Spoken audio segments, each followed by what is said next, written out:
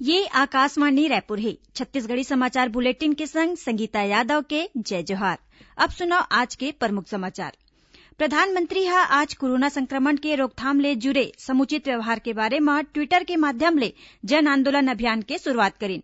राज्य मंत्रिमंडल हा कोरोना संक्रमण के स्थिति ला देखत प्रदेश के जम्मो स्कूल ला बंद राखे के निर्णय ले है और छत्तीसगढ़ उच्च न्यायालय हा राज्य लोक सेवा आयोग के मुख्य परीक्षा के आयोजन में रोक लगा दे है। पहली सुनो जरूरी संदेश। कोविड महामारी के खिलाफ देश एकजुट होकर लड़त है। आपो मन हमर संग सुरक्षा और बचाव के 3 सरल जरूरी उपाय के संकल्प लेवाओ।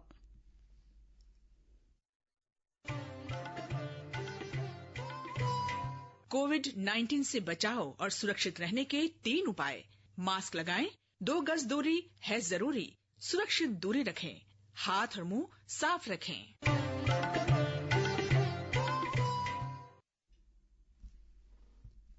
अब समाचार विस्तार ले।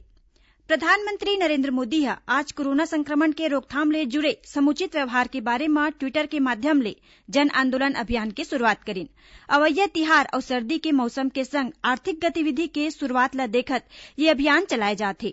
श्री मोदी ट्वीट संदेश में लोगन ले कोरोना संक्रमण ले संघर्ष में एकजुट रहे के अपील करीन। ओमन मास्क लगाए, हाथ के साफ सफाई राखे और 2 गज के दूरी के नियम के पालन करत सुनिश्चित दूरी बनाए राखे के अपील करीन। प्रधानमंत्री कहिन कि कोरोना संक्रमण ले संघर्ष एक ठीन जन आंदोलन हराए। यह आंदोलन ला कोविड योद्धा के समर्पण ले शक्ति मिले है। ओमन कहिन कि हमर सामूहिक प्रयास ले कतकोन लोगन के जान बचाए जा सके है। ओमन कहिन कि हमन ला अपन प्रयास ले ये गति ला बनाए रखना होही और ये घातक संक्रमण ले लोगन के बचाव करना होही। सुप्रसिद्ध अभिनेता अमिताभ बच्चन लोगन मन ले कोरोना संक्रमण ले बचाव खातिर सरकार के दिशा निर्देश के पालन करे के अपील करे है। नमस्कार। हमारा देश और पूरा विश्व आज कोविड-19 की चुनौती का सामना कर रहा है। कोविड-19 अभी खत्म नहीं हुआ है।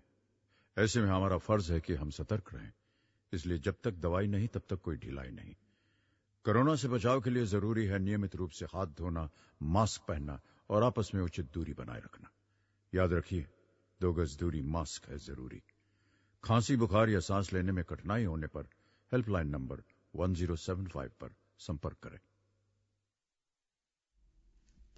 राज्य मंत्रिमंडल कोरोना संक्रमण के स्थिति ला देखत प्रदेश के जम्मो स्कूल ला बंद रखे के निर्णय ले है। मुख्यमंत्री भूपेश बघेल के निवास कार्यालय में आज होए मंत्रिमंडल के बैठका में राज्य स्थापना दिवस के बेरा में होवैया कार्यक्रम के आयोजन नहीं करे जाही। ये मौका में केवल सिर्फ राज्य अलंकरण समारोह मुख्यमंत्री निवास कार्यालय में आयोजित करे जाही। बैठका में प्रदेश के यात्री वाहन के सितंबर और अक्टूबर महीना के देय मासिक कर में शर्त के संग छूट दे के निर्णय घलो ले गे है। एकर संग सामाजिक संस्था मन ला अब रियायती दर में 7,500 वर्ग फीट तक जमीन आवंटन करे जा सकी। मंत्रिमंडल के बैठका में औद्योगिक नीति 2019-24 में संशोधन करे के अनुमति घलो दे गे है। एकर तहत छोटे उद्योग के संग लघु और मध्यम उद्योग मन ला घलो स्थायी पूंजी निवेश अनुदान के सुविधा मिलही। उन्हें छत्तीसगढ़ औद्योगिक भूमि और प्रबंधन नियम 2015 में संशोधन के प्रस्ताव ला मंजूरी दे गे है। एकर तहत पट्टा में देगे औद्योगिक भूमि के उपयोग नहीं होए के स्थिति में भूमि के हस्तांतरण ला आसान करे जाही। केंद्रीय निर्वाचन आयोग कोरोना संक्रमण के दौरान स्वतंत्र, निष्पक्ष, शांतिपूर्ण, पारदर्शी और सुरक्षित मतदान करे खातिर अवैया चुनाव बर स्टार प्रचारक मन ले संबंधित नियम में संशोधन करे गे है। आयोग कहिन कि संशोधित दिशा निर्देश के अनुसार मान्यता प्राप्त राष्ट्रीय और राज्य स्तर के राजनीतिक दल मन बर स्टार प्रचारक मन के अधिकतम संख्या 40 के जगह में 30 होही। गैर पंजीकृत राजनीतिक दल मन बर ये संख्या 20 के जगह में 15 होही। छत्तीसगढ़ उच्च न्यायालय राज्य लोक सेवा आयोग के मुख्य परीक्षा के आयोजन में रोक लगा दे है। ये परीक्षा 18 अक्टूबर के होवैया रही से। मिले खबर के मुताबिक छत्तीसगढ़ लोक सेवा आयोग डहार ले आयोजित प्रारंभिक परीक्षा में कुछ एक प्रश्न और उत्तर ला लेके आपत्ति जतावत अभ्यर्थी मन डहार ले हाईकोर्ट में याचिका दायर करे गे है। ये मामला में हाईकोर्ट के एकल पीठ आज प्रकरण के निराकरण तक मुख्य परीक्षा के आयोजन ला स्थगित राखे के आदेश दे है।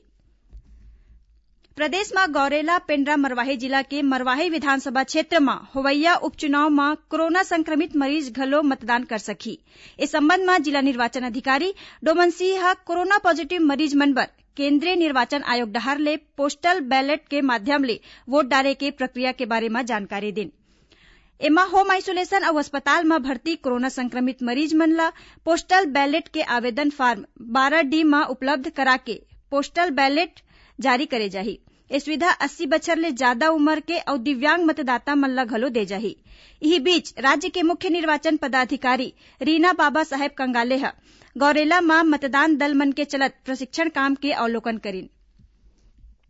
प्रदेश में 1 नवंबर ले धान खरीदी करे और प्रति एकड़ 20 कुंटल धान खरीदी के संग आने आने मांग ला लेके भाजपा कार्यकर्ता मन राजनांदगांव जिला के सबो ब्लॉक मुख्यालय मन में धरना प्रदर्शन करीन।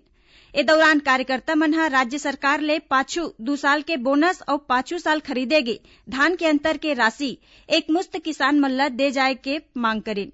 बाद में पार्टी के पदाधिकारी मन ह कलेक्टर और स्थानीय एसडीएम ला मुख्यमंत्री के नाव ज्ञापन सौंपिन। इही बीच भाजपा के प्रदेश उपाध्यक्ष खूबचंद पारख ह राज्य सरकार ऊपर किसान विरोधी होए के आरोप लगाइन। ओमन कहिन कि केंद्र सरकार डहर ले किसान मन के समुचित विकास और कृषि क्षेत्र ला मजबूत करे बर सरलग प्रयास करे जाथे। राज्य के आने आने जिला में पाछू 3 दिन ले होवत वर्षा ले धान के फसल ला नुकसान पहुंचे के खबर मिले हे। कुछ एक जिला में धान के फसल खेत मन में गिरे हे ता उहे कतकोन जगह में खेत में पानी भरे ले फसल के बुड़े के समाचार घलो मिले हे। बालोद जिला के संवाददाता ह बताइन कि ग्रामीण अंचल मन में कुछ एक किसान मन ह धान कटाई शुरू कर दे रहिस, फिर वर्षा के सेती फसल भीज गे।